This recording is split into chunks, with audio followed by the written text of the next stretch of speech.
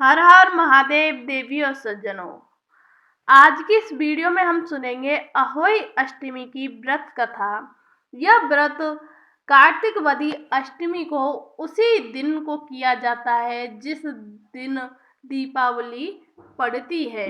जैसे कि दीपावली सोमवार को पड़ती है तो सोमवार को ही अष्टमी का व्रत किया जाता है, ऐसी यह मान्यता है। इस दिन स्त्रियों की आरोग्यता और दीर्घायु प्राप्ति के लिए अहोई माता का चित्र दीवार पर मारकर पूजन किया जाता है।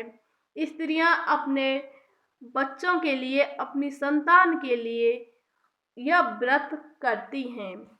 अहोई का व्रत दिन भर निर्जला किया जाता है।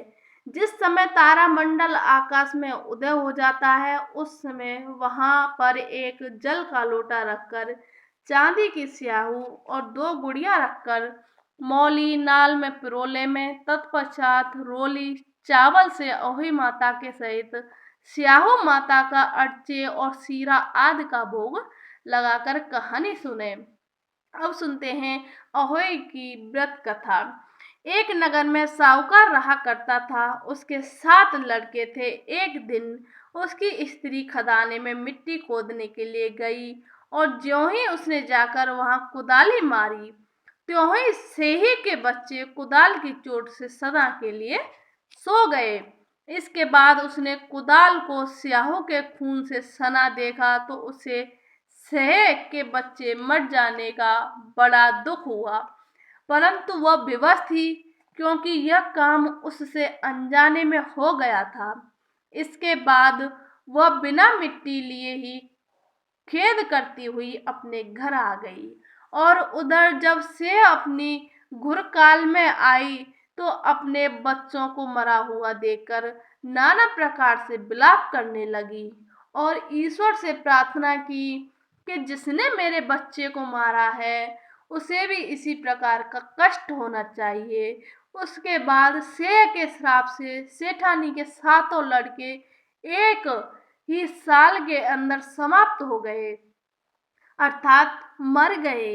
इस प्रकार अपने बच्चों को असमय काल के मुंह में समाये जाने पर सेठ सेठानी इतने दुखी हुए कि उन्होंने किसी तीर्थ पर जाकर अपने प्राण गंवा देना उचित समझा।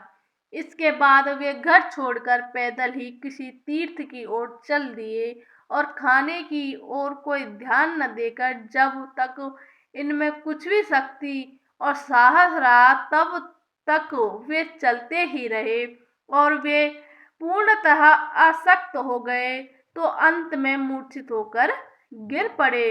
उनकी दशा देखकर भगवान करुणा सागर ने उनको मृत्यु से बचाने के लिए उनके पापों का अंत किया और इसी अवसर में आकाशवाणी हुई कि हे सेठ, तेरी सेठानी ने मिट्टी खोदते समय ध्यान न देकर शेर के बच्चों को मार दिया। इसके कारण तुम्हें अपने बच्चों को दुख देखना पड़ा।